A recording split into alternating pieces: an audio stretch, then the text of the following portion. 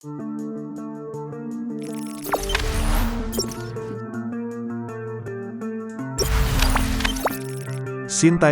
ngaku langsung diberi perintah Presiden Jokowi usai tampil di Piala AFF 2020. Timnas Indonesia baru saja bertarung dalam ajang Piala AFF 2020.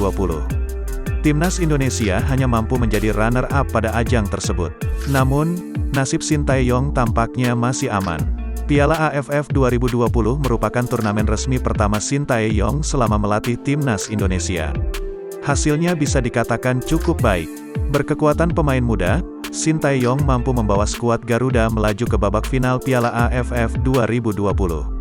Tak berselang lama, terungkap bahwa Joko Widodo memberikan tugas baru untuk Sintayong. Hal ini dikatakan langsung oleh Sintayong ketika berbicara dengan media asal Korea Selatan, Yonhap.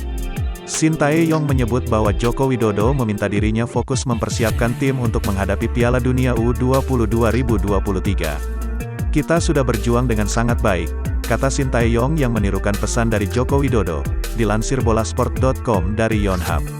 Saya diminta berkonsentrasi mempersiapkan Piala Dunia U20 2023 dari sekarang, ujarnya.